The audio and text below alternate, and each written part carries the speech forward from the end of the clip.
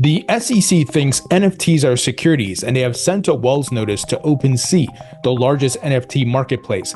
Will Donald Trump be sued next by the SEC as he just released NFTs? And speaking of Donald Trump, he has launched his DeFi platform. I'll share the details with you. Let's get into it.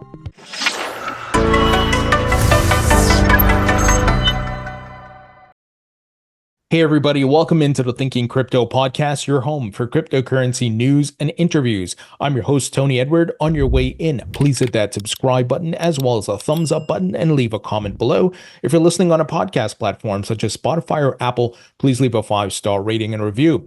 Folks, the big news of the day, and I'm sure many of you have heard already, and that is the SEC has sent a Wells notice to OpenSea, which is the largest NFT marketplace. And the SEC, specifically Gary Gensler, views NFTs as securities. Here's what Devin Finzer, who's the co-founder and CEO of OpenSea, tweeted out. OpenSea has received a Wells notice from the SEC threatening to sue us because they believe NFTs on our platform are securities. We're shocked the SEC would make such a sweeping move against creators and artists, but we're ready to stand and fight. Cryptocurrencies have long been in the crosshairs of the SEC, and companies like Coinbase, Uniswap, Robinhood, Kraken, and Consensus have been fighting against the SEC's single-track approach of regulation by enforcement. But this is a move into uncharted territory. By targeting NFTs, the SEC would stifle innovation on an even broader scale. Hundreds of thousands of online artists and creatives are at risk, and many do not have the resources to defend themselves. He says, NFTs are fundamentally creative goods, art, collectibles, video game items, domain names, even tickets, and more. We should not regulate digital art in the same way we regulate collateralized debt obligations. Now, he continues, I'm not going to read everything. He highlights the recent lawsuit, which was done by Song Day Man and conceptual artist and Brian Fry, who sued the SEC regarding this. And he also mentioned they're pledging $5 million to help cover legal fees for NFT creators and developers that have received a Wells notice. Every creator, big or small, should be able to innovate without fear. And he says, look, we're going to take the SEC to court. We're going to fight back. So guys, this should come as no surprise because Gary Gensler, number one, is a scumbag regulator. We've talked about it ad nauseum. He's under the control of Elizabeth Warren, who's under control by the TradFi incumbents who are getting disrupted, and they have weaponized the SEC and Gary Gensler to go after these crypto startups and platforms. That's the game here, because I've often laid it out where you have two things happening in parallel. Wall Street is here launching ETFs, tokenizing. They're not getting Wells notices or being sued, but the crypto startups are, right? How can these two things be happening simultaneously? So we got to keep fighting as we have been. We have been winning in the courts and in the court of public opinion. Gensler has been taking massive hits. Even presidential candidates like Donald Trump have called for his firings. Donald Trump said he would fire Gary Gensler if reelected on the first day. And even Democrats have turned their backs on Elizabeth Warren and Gary Gensler. However, I thought Gensler was done. I thought, over the summer, it's been quiet. Maybe all the political pressure that's been mounting, he would run and retreat given the elections coming up. But now he's back at it. They're ramping up their efforts, so we got to keep fighting. Now, this is not the first go around with NFTs. If you recall, the SEC went after Stoner Cats last year, and Stoner Cats didn't have the money to fight the SEC in court. So they just settled, and they said, hey, we're not agreeing to anything the SEC said, but we'll settle and we'll stop our NFTs. We'll pay the $1 million and so forth. And that's what a lot of companies have done because it is very costly to fight the SEC in court. Just look at the Ripple case. Ripple had to pay $100 million in legal fees, folks. That's crazy. But thank goodness they did, because they really kicked off the proactive approach by the SEC to come together, raise campaign donations to support pro-crypto candidates, and fight back. The industry is not scared anymore. It used to be back in the day, you get a Wells notice, everybody would panic, everybody would go crazy. Now people are just angry. They're like, you know what? Gary's a scumbag, and we're going to fight the SEC. And we've been seeing big losses for the SEC. In the Grayscale case, they got called arbitrary and capricious. In the Debtbox case, they got sanctioned by the judge. In the Ripple case, they lost the lion's share of that case. Now, if you recall, last year, Gary and Congressman Richie Torres, who did a great job grilling Gary at a hearing, they talked a bit about NFTs. Let me play the clip for you guys to refresh your memory. Can I ask, suppose I were to purchase a Pokemon card. would doing so constitute a security transaction? You could purchase a Pokemon card. I don't know what the context is, but if you're just purchasing a Pokemon card. If I purchase a Pokemon card, is that a security transaction? Store, that's not a security. Okay. If I were to purchase a tokenized Pokemon card on a digital exchange via a blockchain, is that a security transaction? I'd have to know more.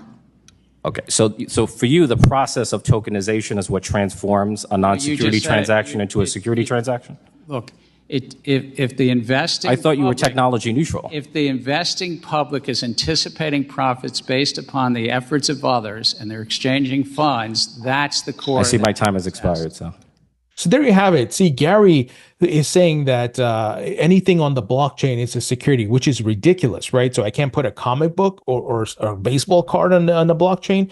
These are all collectibles. Now, it all goes back to what packaging is being put forth, right? It wasn't the oranges or the orange trees or the orange grove in the Howey test. It was Howey's packaging is, saying, hey, you're going to get this amount of return if you come through my whole scheme and so forth. Obviously, that's a security. So people can take NFTs, they can take crypto tokens and do that. But that's very different from what Gary's saying. Gary's saying it's all securities, right? He's making a blanket statement, and that even at the creation, if you're a 10-year-old minting an NFT, you just made a security, which is ridiculous. It's asinine, right, folks? So we got to keep fighting. This is clearly overreach. This is scumbag activity from a scumbag regulator. And that's what I've been calling him for years. And now I hope some of you see why. It wasn't hyperbole. It wasn't to get views. This is what we're dealing with. And I've been down in DC. I've talked to different people about this, and there's things they want to say, but they can't. Even members of the Senate and Congress who know what Gary's doing, some who have experience with securities laws, they want to say certain things about Gary, but they can't. And I'm not BSing you guys. I've spoken to people down in DC about this. So Gary Gensler is a scumbag, and we got to keep fighting. But one thing's for sure, the industry, like I said, is punching back against this bully. They're raising tons of capital and taking it to the courts. So Gary's on the losing side of history, but as mentioned, he's a puppet. He's doing his work here. And look, a ton of people are weighing in on this, and I can only share just a handful because it's too much. You can definitely check out Twitter or X about this. But here, Catherine Minerick, who is the CLO at Uniswap, which recently got sued by the SEC, by the way, she says, if NFTs are securities, everything collectible is a security, and that's obviously not the law. Such a disappointment to see the SEC continuing to waste its resources intended for investor protection, investigating and suing artists. It makes no sense. Now, guys, I've often stated, if someone broke the law and they're actually scamming people, then the SEC should stop them. But that's not what's happening here. So I want to make sure this is clear. I am not against stopping scammers. Obviously, we need to do that. But Gary's trying to destroy everything from the base level, whether you're a good actor or a bad actor. He's just trying to destroy it all, right? And that's the problem, because all of this is disruptive to incumbents, and he is a Goldman Sachs guy. He's doing the bidding, guys. Here, Ron Hammond of the Blockchain Association said, strictly from a political perspective, this is a pretty bold move by the SEC, close to the election and a month out from the chair testifying in front of the House and Senate. So he's going to be testifying soon. A reminder, both the DNC and Donald Trump have used NFTs this cycle. And folks, this news of this Wells notice comes a day after Donald Trump, launched some new NFTs called Trump cards, and they're Bitcoin ordinals, of course. So is this a bit political? I think so. And, could Gary be gearing up to go after Donald Trump next? It's possible. I don't think he's going to win that. And that's probably a bad move. But if once again, the strings are being pulled by Elizabeth Warren and her anti-crypto army, Gary's just going to do the bidding because he wants that treasury job. So this is interesting. And look, even Anthony Scaramucci weighed in saying Gensler wants Harris to lose the election. So all the talk we've been hearing from Kamala Harris's camp, oh, she's going to support crypto and so forth.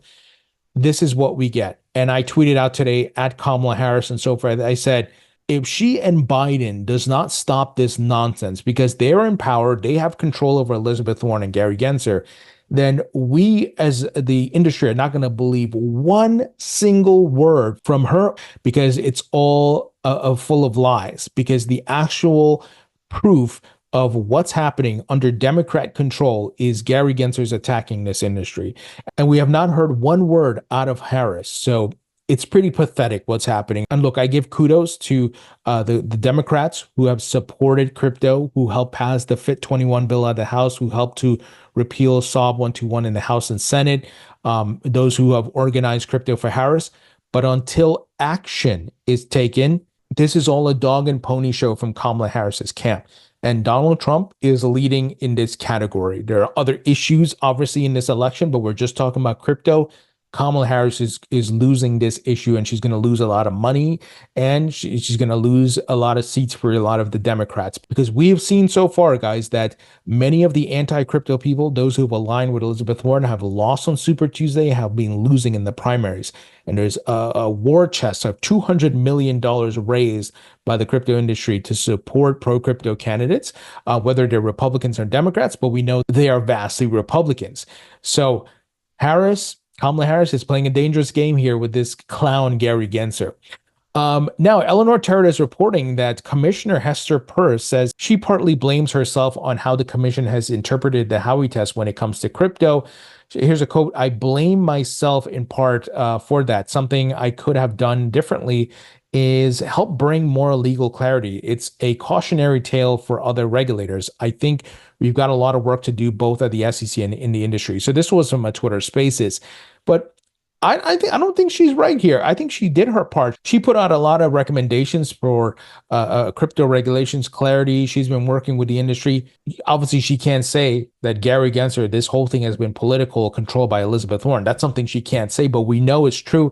Elizabeth Warren meeting with Gary, sending him questions and answers ahead of hearing. She put together this whole campaign slogan, the anti-crypto army. She got Sherrod Brown, Brad Sherman. You see Brad Sherman meeting with Gary Gensler, taking photos with him. Come on, right? We know the deal. Now, like I said, she can't say that, obviously, because she's working at the SEC, but we know the deal. And we got to keep fighting, folks. And like I've been saying, disruptive technology always wins. So no matter the roadblocks and all these things that Gary tries to throw at us, we're going to win. And crypto regulations have made it through the House. It needs to go through the Senate, and we got to put pressure on the Senate to do this. Recently, we heard from Democrat Senator Chuck Schumer that he wants to get this done. So regulations are on the way. It's not happening as fast as we want. The election is coming up, and I think that if Donald Trump wins, we know Gary's out, and he's very pro-crypto, Donald Trump. And if Harris wins, there's talks that she might kick out Gary as well and bring someone in new, but we don't know, but there is a chance there. But right now, the Democrats and Harris are playing with fire by having this clown Gary Gensler and Elizabeth Warren continue to poison the well here. Now, we got big news that Donald Trump and his team have launched their DeFi platform. Here, Eric Trump, Donald Trump's son, tweeted out, "Excited to announce the launch of WorldLibertyFi, a new era of finance is here." And he says, #crypto, #DeFi. This is interesting, and here's what the reports are about this. Mario Nafal says Trump is reportedly backing a new crypto finance initiative being launched by his sons Eric and Donald Trump Jr. called WorldLibertyFi. The project aims to put the power of finance back in the hands of the people and challenge crooked banks and financial institutions that Eric Trump claims are denying banking services to over half the country. Few details are known about WorldLibertyFi's specific features or launch plans, but Trump's sons have framed it as part of a broader revolution in decentralized finance to modernize an unfair and antiquated system. The family is warning the public to be wary of any scams using similar names, stating all official information will come directly from their verified accounts. So we have to wait to see what this is. I'm going to test it out and see if it's legit. I'm not claiming it's legit. I'm not saying you should go use it.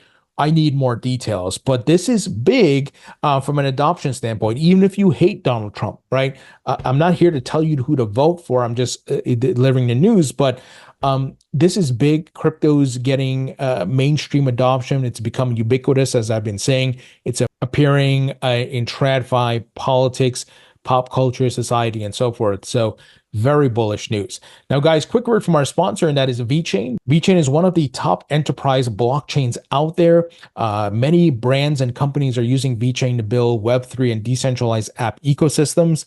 I've been a VET token holder for years. I'm very bullish on this project. Some of the great features of the VeChain blockchain include it is secure, affordable, scalable, fast, and sustainable. Some of the brands working with VeChain includes BMW, Givenchy, PwC, one of the top 4 accounting firms, and many other big brands, guys. So check out VeChain. Go to vchain.org. Link will be in the description. All right, guys, moving ahead, we got news that crypto VC Lemnis Cap, if I'm saying that right, raises $70 million for their third fund. I've been sharing these type of news items with you to show you the capital that's coming into this market. People are very bullish on this asset class and technology, and we're still relatively early. And many are raising billions of dollars, and they're doing first fund, second fund, third fund. It's pretty incredible. So this is LemonCap's third and largest fund to date. Founder and managing partner Roderick van der Graaf told The Block. So the fund is anchored by Accolade Partners, a US-based fund of funds, Lemnis Cap said Wednesday. Other limited partners of the fund include undisclosed high net worth individuals and founders of Lemnis Cap's portfolio companies. And folks, we've seen that these funds are not only investing in the infrastructure companies like the wallet services, the exchanges and all that, but they're investing in the tokens as well. So that's why it's important to follow what these hedge funds and VCs are doing, because if they're putting liquidity into certain tokens, they could do pretty well. That's not the only factor, obviously, but it's important to watch these things. And I like to pay attention to what A16Z is doing, because they're the biggest. They've raised incredible amounts of capital, billions of dollars. And that's one of the ways that I look for coins that could potentially do well. So this is very bullish news. Now, we got news here that Farmville co-creators crypto game Pirate Nation adds second chain to serve future growth. Now, many of you may recall Farmville is a very popular game on Facebook years ago. And you want to pay attention to what these guys are doing, because they're now going into Web3. So you're going to see a lot of Web2 tech developers and entrepreneurs move to Web3, guys. The transition is happening. Not as fast as I would like, but, crawl, walk, run. So they built a game. It's a Web3 game called Pirate Nation, and it's created by the developer Proof of Play. Announced it's adding a second chain after the first apparently reached maximum capacity. Last year, Proof of Play, which was co-founded by Farmville co-creator Amit Mahajan, raised $33 million in a seed round, which included the participation of investors like A16Z Crypto, Green Oaks, and Naval Rivakant. So some big players there. A16Z, Naval, he's a billionaire, by the way. So Pirate Nation has become so popular that it has maxed out the capacity of the title's first network called Apex, built on Arbitrum L3 chain. Now Proof of Play is adding a second chain dubbed Boss Chain, the company said. Here's a quote: "To continue scaling the game and accommodate the growing number of users and transactions, Proof of Play is launching additional chains, starting with Boss Chain." So there is apparently a token, and it looks like it was launched on Coinbase. So this is part of the GameFi segment of altcoins that could do well. So this is one I want to look at, because there's some big VCs behind it. Now, once again, that's not the only reason I will invest in it. I'm looking at the tokenomics. I'm looking at the chart analysis. I'm looking at the roadmap. I'm looking at, are they getting adoption and partnerships with traditional gaming platforms, and many other factors, right? But I'm just sharing my thought process, so it's helpful for some of you who are new to crypto investing and so forth. Obviously, every investment carries a risk, and you got to do your own research. Not because I'm reporting on something that means you just jump into it blindly. Please don't do that. Go and do your research. Spend a few hours researching what the hell is this doing. Is it legit? What's the number of active users playing the game? Has it been growing significantly? You guys get what I'm saying. So this is very bullish, and I personally don't hold any GameFi tokens, but this is one I may look into, given who's behind it, Farmville, and all the VCs that are backing it. So, guys, that's the news. Let me know what you think, especially about the news of the SEC going after NFTs and OpenSea. And guys, don't forget to sign up for my free email newsletter. It's available on Substack. It's 100% free, so please sign up there. Also, be sure to grab a copy of my book, Rethinking Crypto. It's available on Amazon and Barnes & Noble in paperback and digital. And buy a copy to support the podcast. Grab a few copies for your friends and family. It can make a great gift if they want to learn about crypto. It includes investment tips and so forth. And if you bought a copy already, please leave a rating and review on Amazon. It would really help me out. It'll help out my rankings. Thank you so much. I appreciate you all, and I'll talk to you all later.